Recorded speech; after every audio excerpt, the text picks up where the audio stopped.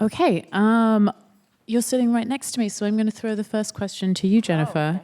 Oh, okay. So this question for you is, what is your recommendation for someone who isn't sure what they want? How can they identify what they want and act boldly towards that goal? It's a good question. I think the best way to figure out what you want is to try a lot of things to figure out what you don't want. So it depends on exactly, is there a specific area, or is it professionally, is it just overall? I think however you want to interpret it. I think what I've done and what I tell people all the time is that you've got to try a lot of stuff. So let's say, for example, I'm going to use like a basic thing like fitness or exercise, right? You can try so many different, if I say to you the best thing to do is running, but you hate running, you're never going to do it. So you should try as many different exercises as possible to figure out which one you like best so you'll actually do it. That can go with your profession, that can go with anything in life. Because I'm really all about action, right? The best way to figure out anything is to actually act on it, right? And, action begets more action, and it's momentum, right? Like something in motion stays in motion. So that is what I always say to people. Just try as many things as possible and, do the 10% target. Go on those 8 miserable hikes, for sure. JD, you're next. I have a question that came in for you. They said, what do you think was missing all those years ago, and were there not as many resources available then as there are now? I think one element that was really missing was transparency and honesty. I tried so hard to make it look like I had it all together, and I didn't have enough people that I was just transparent and vulnerable with about the struggles. I think had that been the case, it would not have gone as deep and dark as it did for me. And then with that, I think, which I saw in my recovery, but having what I called for me a dream team that helped me put things back together, that I knew that I needed to rely on others' expertise, and that was a gap in my life before that point. David, a question for you. Alexander Fleming's discovery of penicillin. This is a very MIT question.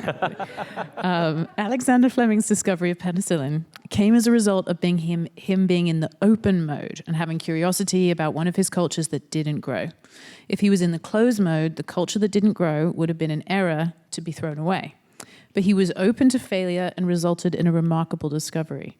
Do you have guidance on modulating between open and closed mode in the world of innovation?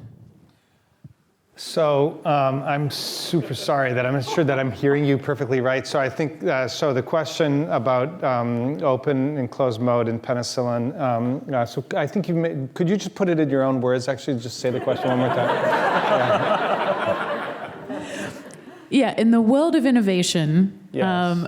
How do you modulate between being open to different mistakes and also, I guess, being closed off and, like, I would imagine, focused on so good. what Okay, you're great. looking So for? this is probably not going to be a perfect answer to the what was probably a very sophisticated question, but just to say, I think that when it comes to innovating, you're best to begin at a pretty closed mode where you're really focused on what you know and what is really immediate to you, and not to look around too much at what other people have thought about this particular issue, or, it's such a big, complicated world, but just to simplify your life a lot so that you're analyzing what you know super, super well, because what you know, nobody else knows, because that's you. And even if it's like the next wheel, if you're thinking about it and it's sort of solving an issue that you're dealing with, then it's unique.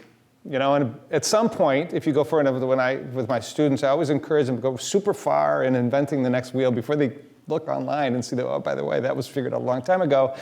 And then by the time they look up and, oh my God, this was like invented like a long time ago.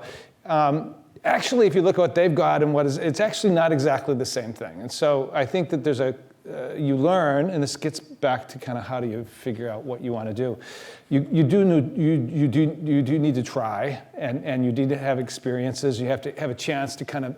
So you sort of learn when is the right moment to look up. And it does have a lot to do with failure, actually. But so I'm not sure if that's exactly the best answer to, or even what your question was, but hopefully that's helpful. We'll take it. Thank you. Rosalind, you mentioned, is it what? Yes, okay. Rosalind, you mentioned that being the first woman to make it bottom top at MIT was disappointing. And how do you think the situation has changed? Has it improved significantly, or is there like a way to go? And what has been done so far? Yeah, I think the key thing is now, like, our undergrads are half female, half male, right? We have gender balance now, and I think that it's just changing. I also, these days there's kind of this victim mentality to like look for all the ways things aren't working. I encourage you to look for all the ways things are working. Like, don't accentuate those differences. Just really find your passion and go after. I actually would give the exact opposite advice of you, like explore, find what you love and really do a great job learning about it and trying to push it forward. So I'm big on giving people opportunities and passion. And if you see something wrong, call it out. But by and large, assume the best of people. I love that 50% pipeline that's coming our way. That's good news. A reminder, you can still ask questions. They are coming live to me on this iPad because this is MIT. So feel free, if you have more questions, keep them coming. A question for all of you. Which other speaker's story can you relate to, and have you experienced similar failures? And I'll leave this to anyone would like to jump in. Actually, I've never. So your story is obviously super moving, and I honestly have had one moment in my life where I thought to end my life, and it was here, actually. And I came from a really simple background and clean carpets to go to community college, and ended up at MIT by total serendipity, probably unlike pretty much everybody else in this audience. And I got deeply into what I did. I was doing applied math and wrote books early on. And I was super happy, actually, and just in my little small world. And I finally met the woman who I was going to marry, and I needed to get a job. And so I was fabulously in love, and I got a job offer at the University of California, Santa Barbara. And the state ran out of money that year, and so I got this call, and it was like, well, it can't happen. And so I'm 3 months from getting married, I didn't have a job, and I took it super personally, like it was, how could this possibly be? And I remember walking near the river, and what helped me. Actually, I shouldn't be telling the story. I'm going to get emotional, actually, but just say what helped me. I had I said it was a very dark moment, and I said to the woman who became my wife, who was actually an MIT student also, that, I don't know what to do with my life, actually. I think I like books a lot, and so, maybe I'll just be like a librarian. She said, you know what, I'd love you as a librarian. Thank you. Thank you so much.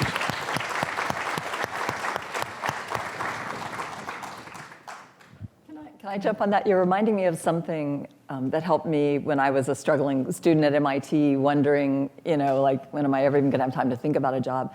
And I used to keep back, before we had smartphones and stuff, in a little written booklet, things like, I could be a librarian, I could be a grade school teacher, I could be a list of all these other things that I could be happy being, just so I wouldn't get so stressed out if whatever it was that I decided to go for didn't work out.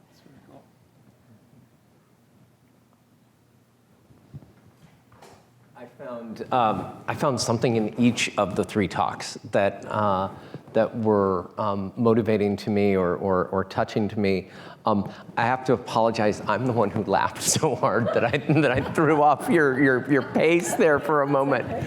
And yet, for those of us who have chosen to work in academia, it can be challenging in ways, and I often hold out, and this has been attributed to a ton of different people, including Henry Kissinger, but that the battles in academia are so fierce because the stakes are so low.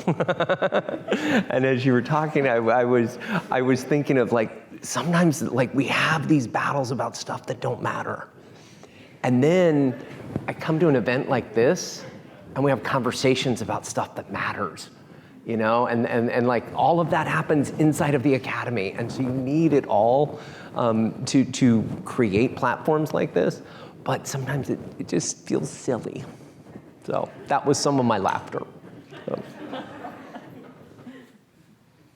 Yeah, I feel like there's time to find levity in all of this as well. Jennifer, we have some questions for you. Have you ever failed at getting back up? And was there a specific moment when it was very hard to get back up?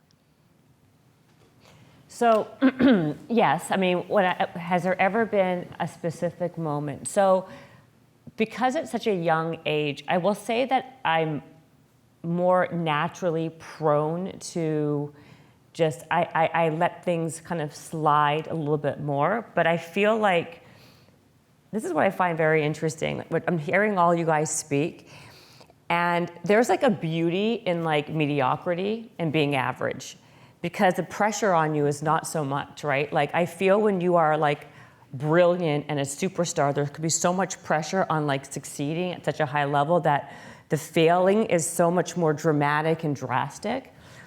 But when you're like me, and you're just average at best, I feel you have to kind of, you naturally get conditioned to work harder, and you're kind of more accustomed and used to failing a little bit more.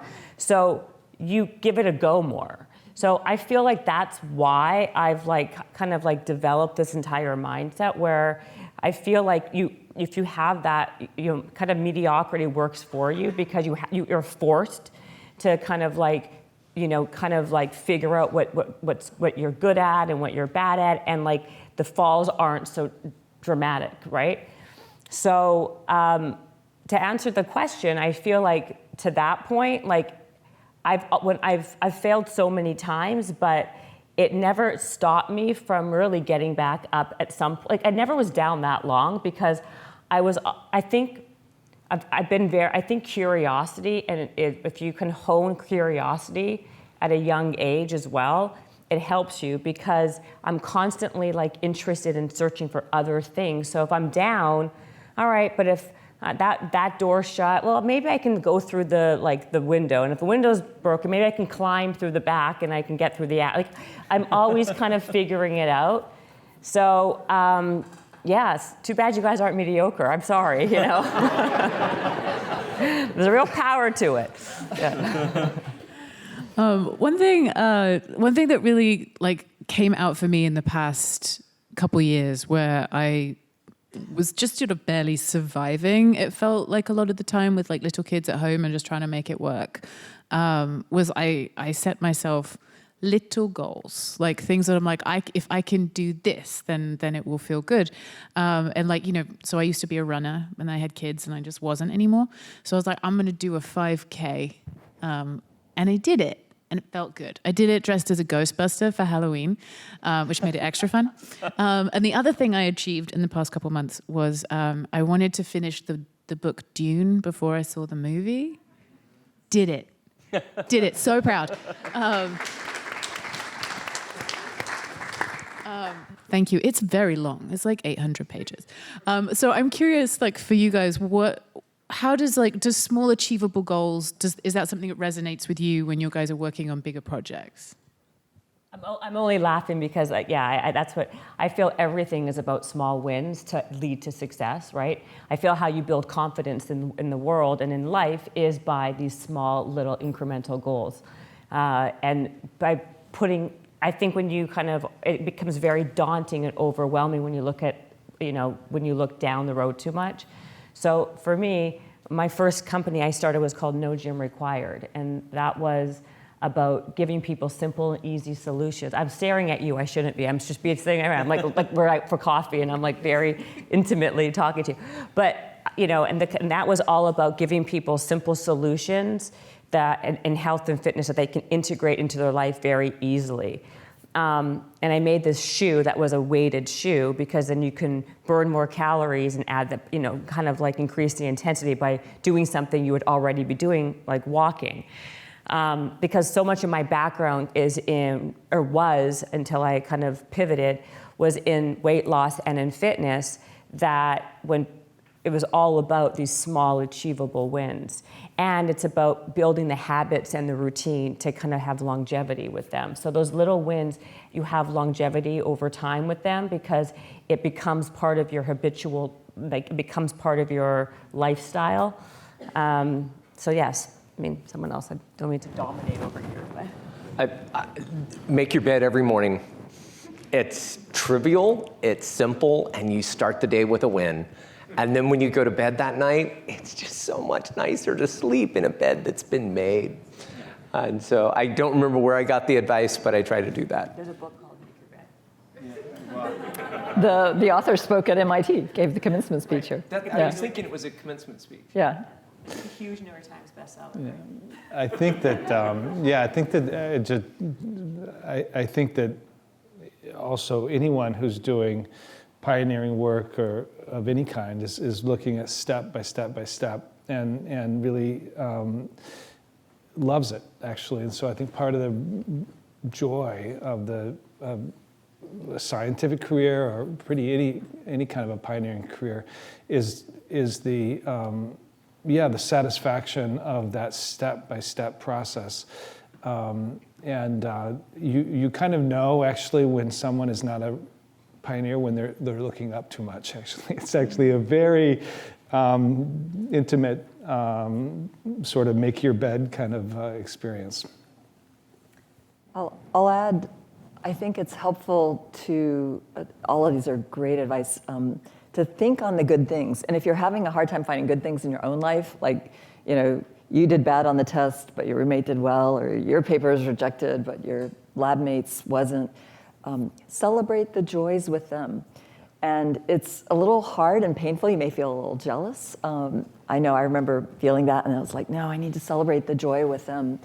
And it's wonderful when you celebrate the joy with somebody else. It helps cement that friendship. You need friends, especially at MIT. I tell people you need to make sure that the number of your friends is more than your GPA. And one of the best ways to do that is to celebrate your friends' successes with them. Don't just say, yeah, congrats. Like, say, wow, that's great. How does that feel? And share the joy with them. Thank you. I love that. I'm going to remember that one as I lose my friends over time as I age, more than my GPA. So there are moments in life, right, where we do need to take stock, pivot, walk away from something. So when we're talking so much about perseverance and keep going and you'll get there, how do you understand when it's time to make that change and walk away?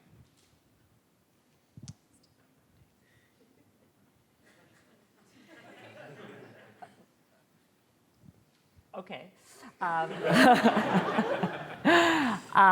You know what? I think that a lot of times self-awareness is super key. It's so key. I think that knowing what you're good at and also knowing what you're bad at is really important, and playing into those strengths is really important. So, I feel right in this time, being an entrepreneur, for example, is a really sexy thing. Everyone wants to be an entrepreneur. Everyone thinks everyone says, I'm an entrepreneur.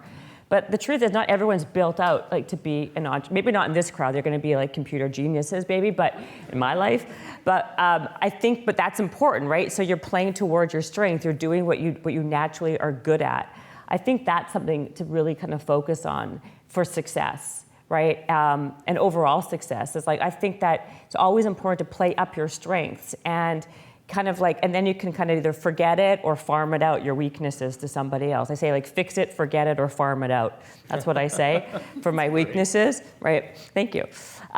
So I just feel like that's a way to kind of know, like you can try something, and I think it's like I said earlier, it's very important to try a lot of different things. But I think being self-aware and being like in touch like with what, and like being realistic with yourself and like kind of what you're good at, what you're not, and then leaning into that is super, super critical. That's my opinion. Just to also address, there are circumstances where you're successful, but you're kind of not realizing your vision or your purpose. There are moments where you sort of say, well, why am I doing this? It's like, I can do it well, but why am I doing this? And I think that, well, we probably all have those moments, and this has probably been said many times here, I think that having a purpose that transcends that step by step will help you a lot, and it will help people come around you and understand kind of where you're going, and there are moments it's like what I described, where you kind of feel like this may be successful, but it's definitely not what the road that I thought I was on, and yeah. So I don't know if that's helpful. Totally helpful. Thank you. Great setup. I completely agree, and I'm thinking of one major pivot I made when working on affective computing, working on affective state recognition, working on stress, trying to help kids on the autism spectrum who are non-speaking to communicate their stress. And suddenly, the biggest signal in our data turned out not to be a stressor, even though we had managed to get the biggest stress we could doing experiments at MIT. But the biggest signal turned out to be a kid having a seizure. And it was jumping out of the data. And I thought, I don't know anything about seizures. I don't know anything about epilepsy. I'm like Googling what's a seizure. And next thing I know, it feels like we need to pivot. My whole career's going this way. And we realized we might have something that could be saving lives here, but I didn't know anything about it. So there's this fear of, do I pivot to something that's like, I don't know anything? I'm like, that's a perfect setup for failure again, right? Haven't I failed enough? Like, do I have to fail again? But it turned out to be an amazing pivot. Actually, there's a whole TED talk on this particular set of findings that you can look up if you're interested. And today there's an FDA cleared device out there because of this pivot that I'm hearing from families. It's helping save the life of children and loved ones. Don't fear the pivot. Don't be afraid. Don't fear the pivot. Be bold, like Jennifer said. Be bold. We are almost out of time, so to wrap up, I want to ask you all to respond to this question, which is, what is the message that you would most want people to take home with tonight? I'm going to give you a beat to think about what that message might be. And I'm realizing I don't have the notes that I want to have with me, because while they're thinking about the message, I wanted to thank a whole list of people. And I don't have that note with me. Maybe, could you pass me the poster? I'm going to use the poster. We're going to be fine. I would like to thank everybody who sponsored this evening. That is the MIT Graduate Student Council, the MIT School of Science, the MIT Office of Graduate Education, the MIT Sandbox, Mind, Hand, Heart, MITell, and MIT Vista. Thank you so much for making tonight happen.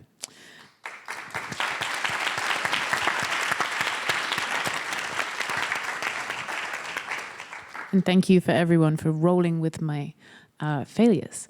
Okay, so Jennifer, what is the one thing you would want people to take home with tonight? Well, I said it in my little speech there, but I'm going to repeat it because I guess it's worth repeating. That, and I live by this motto, is that that regret is worse than rejection. So try things and go after things, chase what you want, Don't be afraid of failing. Remember, I have a PhD in it, of getting up. You can too. I think that to me is something that's really, really important. If I would really tell anybody something, it would be bold and go after it. What's the worst thing that can happen? I would say what I said was build the muscle of resilience before you need it. And I would add to that, what we've seen tonight is seek joy in everything you do. The way that the organizing team could laugh about the tech issue at MIT of all places, you know? The way that you can be comfortable not having just find joy in everything you're doing. Well, not to just repeat what I've said before, I guess I would say that just reflected by the people sitting around me, I think that failure makes you much more interesting than success. That's all I'm going to say, yeah. Yeah, and if you're feeling failure right now, if you're feeling despair or lack of hope, picture yourself in the midpoint on a journey. And there is greater meaning and purpose. And I hope it won't be long before it's turned back to joy for you. Thank you.